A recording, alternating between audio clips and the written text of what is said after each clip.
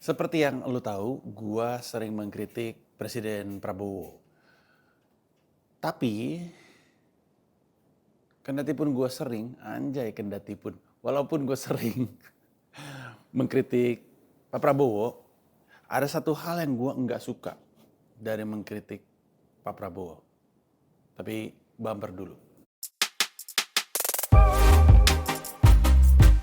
Proklamasi kemerdekaan Indonesia. Believe in God. Kalau emang lu bener mendapatkan duduk dialog sama Oke, mengkritik Pak Prabowo itu bukan berarti mengkritik Prabowo Subiantonya, tapi mengkritik Presiden Republik Indonesia. Mengkritik Presiden Republik Indonesia adalah kewajiban semua orang yang di bawah pimpinan beliau. Baik yang memilih beliau, ataupun yang tidak memilih beliau, ataupun yang tidak memilih sama sekali. Kewajiban. Jadi, ketika dibilang, "Wah lu, kalau katanya memilih Prabowo, kalau malah ngekritik, gimana sih?" gitu. Atau, "Lalu kan nggak nyoblos, ngapain ngekritik?" gitu kan. Atau, "Lu mah ngekritik karena emang lu benci aja Prabowo," gitu kan. Enggak. Mengkritik Presiden Republik Indonesia. Seperti yang gua udah lakukan dari zamannya Pak Jokowi, zamannya Pak SBY, seperti yang lo tahu. Belakangan ini, selama mungkin sebulan ke belakang, gue upload materi-materi stand up gue dari lama. Dari tahun 2011 gue udah kritik Presiden, saat itu SBY. Kenapa kewajiban? Karena seperti yang kita tahu, kita adalah orang yang sudah menyerahkan uang kepada, dalam hal ini Presiden Republik Indonesia, yang akan mengelola APBN yang isinya adalah pajak kita. Jadi duit kita bayarkan lewat pajak, dan semua orang bayar pajak. Lu belum kerja pun, lu beli makanan bayar pajak. Ibarat kata lu beli ciki, lu bayar pajak. Naik transportasi umum, ada pajaknya, terutama kayak angkot gitu ya, yang milik swasta gitu. Bayar pajak, karena ada bensin. Semua orang, lu milih nggak milih, itu bayar pajak. Sehingga ketika duit lu udah dititipin ke pemerintah, lu tuh punya kewajiban untuk mengkritik ketika jalannya pemerintah menurut lu salah. Nah tentu menurut lu salah belum tentu beneran salah. Ngerti? Jadi kayak bisa aja kita yang nggak ngerti, bisa aja yang kita yang tidak punya cukup ilmu. Tapi tetap kewajiban kita.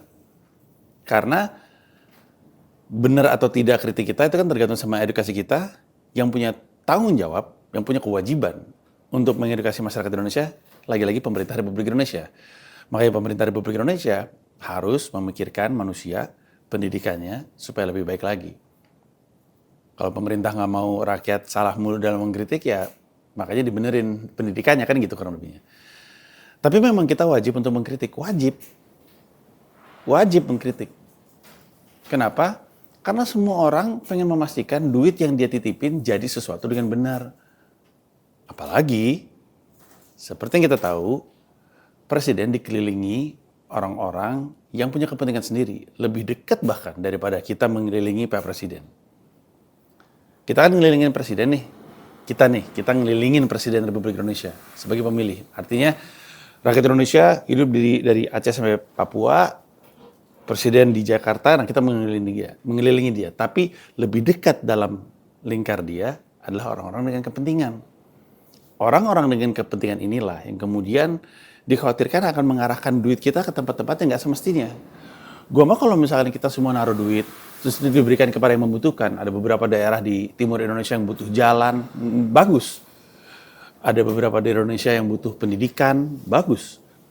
Ada beberapa orang di daerah Indonesia yang IKN-nya dibangun di daerah tersebut, daerahnya nggak keangkat, daerahnya butuh sesuatu, ya dukung kalau bisa dikasih. Cuman permasalahannya banyak yang nggak ke situ. Banyak yang bocor-bocor keluar ke orang-orang di sekitarnya Presiden, orang-orang dengan kepentingan. Orang-orang yang sebenarnya juga ngebantu Presiden. Jadi wajib dong untuk kita ngejagain.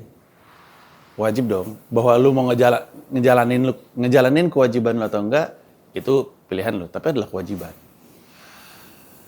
Nah, yang jadi permasalahan, ketika gue mengkritik Pak Prabowo, dan banyak yang gue kritik, lebih banyak kepada sikap dan tindakannya sebagai presiden yang harusnya merupakan presiden seluruh rakyat Indonesia, tapi menunjukkan dukungannya kepada orang-orang tertentu, terutama dalam konteks pilkada dan segala macamnya. Opini beliau terhadap korupsi, pengembalian uang koruptor, opini beliau terhadap kelapa sawit, banyak.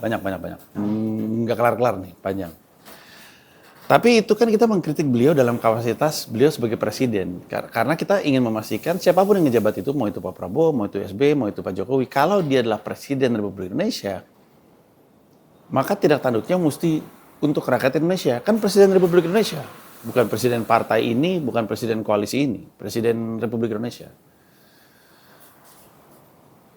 Tapi setiap kali gua ngekritik, yang jadi masalah adalah orang-orang lain yang punya agenda memanfaatkan kritik gua, kritik lu, kritik kita semua. Kita hidup di medan perang. Bukan kita yang bertarung. Elit. Gampangnya, seperti yang kita bisa ketahui, saat ini lawannya rezim ya PDIP. Nah, PDIP tentu punya mesin. PDIP sendiri kan ada faksi-faksinya, artinya kebagi-bagi gitu. Di dalam PDIP ada yang pro Jokowi. Kaget nggak lu? Di dalam PDIP ada yang pro Jokowi. Ada dari beberapa obrolan, gue nanya sih ke temen. Dan kalau nggak salah dibahas di, gue nggak nonton, gue cuma nonton potongannya, tapi kayaknya dibahas di Bocor Halus Politik Tempo deh. Ada keinginan untuk Pak Jokowi sebenarnya menguasai PDIP. Gokil. Ini bakal jadi pertarungan Pak Jokowi yang gokil. Pak Jokowi itu kan selalu melibatkan diri dalam pertarungan gokil. Termasuk kemarin Pilpres, pertarungan gokil itu. Kalau emang Pak Jokowi benar mau mengambil alih PDIP, gokil sih. Susah banget karena itu udah mengakar dari Orba. Apakah mungkin partai diambil alih? Sangat mungkin. Tanya aja Caimin. Tanya aja keluarga Wahid. Tanya aja keluarga Amin Rais. Tapi mungkin PAN nggak asosiatif terhadap sebuah keluarga ya. Demokrat tuh sempat ada usahanya tuh. Demokrat kan partainya Yudhoyono sebenarnya ya. Nah tapi secara umum kendatipun Pak Jokowi ini lagi katanya mau mengambil alih PDIP, PDIP-nya secara posisi partai yang berseberangan dengan pemerintah. Nah, mereka punya kepentingan. Mereka punya agenda sendiri. Agenda mereka adalah menjelekkan Prabowo dan Gibran. Dan kata menjelekkan ini gue pakai karena emang menjelekkan, bukan mengkritik. Ada hal-hal yang sebenarnya nggak ada urusannya sama jabatan dan keputusan dan kebijakan yang diambil, terus digede-gedein. Kemarin tuh yang gue bahas di YouTube gue tuh Gibran soal apa ya, bentar. Oh iya, soal waktu dia datang di sebuah acara gereja ngomongin soal ada anak SMA yang nanya, terus ditanya balik, kamu kelas berapa? Kamu udah milih belum kemarin? Kamu nonton debat nggak gitu? Seakan-akan itu salah gitu. Itu framing itu. Itu framing. Framing untuk menjelekkan. Kalau kita kan pengennya mengkritik, bukan menjelekkan. Kalau menjelekkan tuh bagus dibikin jelek. Kalau mengkritik, emang ada sesuatu, ada substansi yang salah, itu kita ungkap dan kita sebut itu salah gitu. Jadi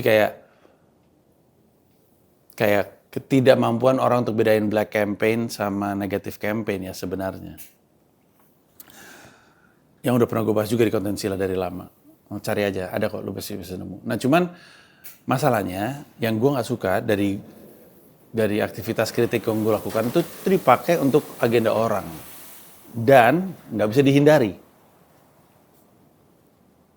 Gak bisa dihindari dalam arti kata, gak bisa dihindari kritik kita dan konten kita atau konten gue dalam hal ini dimanfaatkan kubu tersebut untuk ngejelek-jelekin, nggak terhindarkan.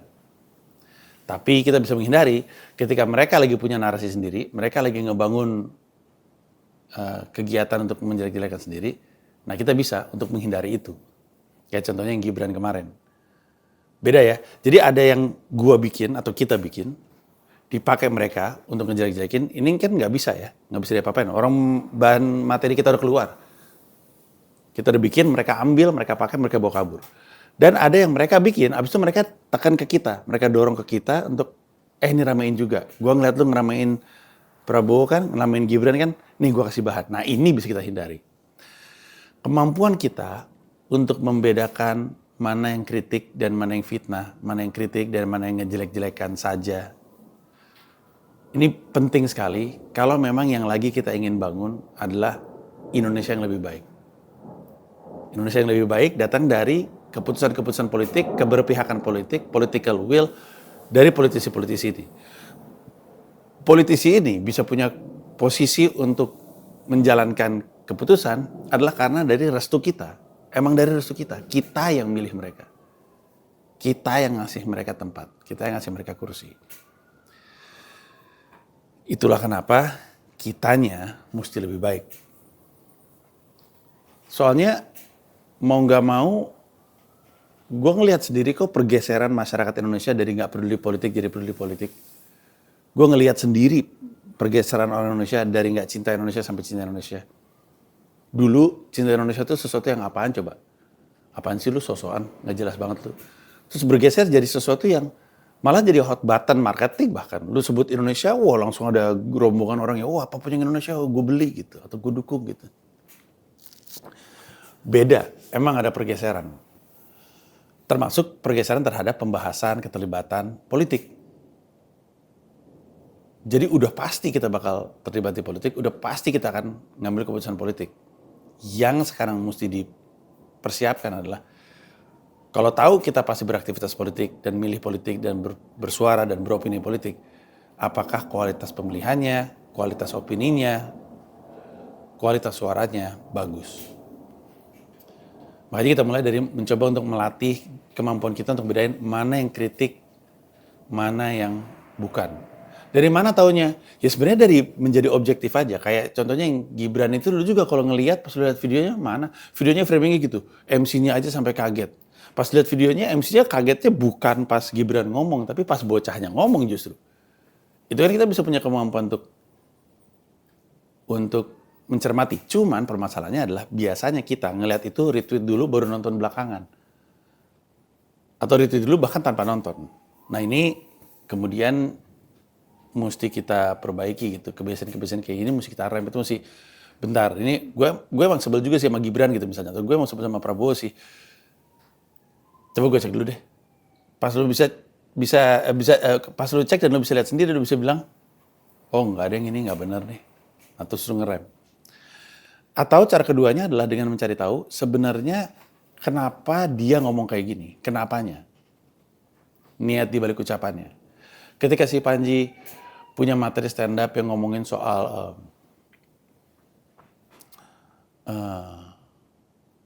Pak Prabowo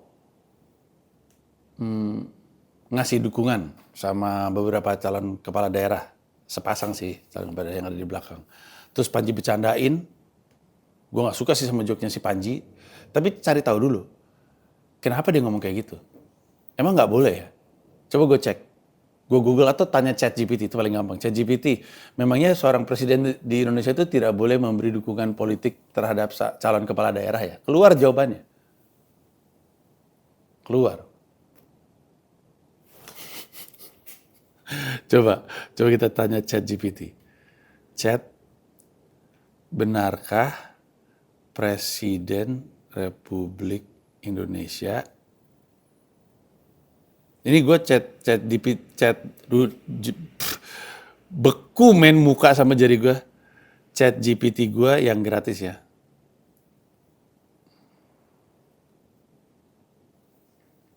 Keberpihakan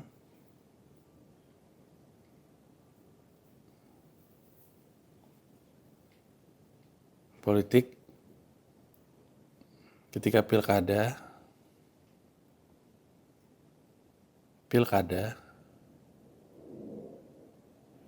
kepada calon kepala daerah tertentu. Benarkah Presiden Republik Indonesia tidak boleh menunjukkan keberpihakan politik ketika pilkada kepada calon kepala daerah tertentu? Benar, Presiden Republik Indonesia diharapkan menjaga netralitas dalam pemilihan kepala daerah pilkada sebagai... Baca sendiri itu. Baca sendiri, ChatGPT yang jawab. Jadi intinya, ketika lu ngelihat ada sebuah serangan, ngebedain kritik dan bukannya adalah dengan mencoba untuk mempelajari niat dia di balik itu apa. Si Panji ngomong kayak gitu kenapa? Emang kenapa kalau kepala daerah didukung sama seorang Presiden Republik Indonesia yang lagi menjabat? Kenapa? Cari tahu riset Oh ternyata emang nggak boleh. Oh berarti walaupun mungkin gue nggak suka sama cara penyampaiannya, gue ngerti ini kritik nih, ini bukan sekedar menghina. Gitu ya. Pelan-pelan. Rusaknya politik Indonesia terjadinya pelan-pelan. Maka memperbaiki politik Indonesia juga pelan-pelan. Semuanya compounding gitu, menumpuk. Kesalahan menumpuk, maka ngikisnya juga nggak bisa blok, nggak bisa kayak gitu. Pelan-pelan, sehingga jadi lebih baik lagi. Itu aja dari gue. Seperti biasa, kasih tahu di kolom komentar. Boleh nggak dirilis untuk umum? Kalau boleh, nanti akan gue rilis. Thank you, bye.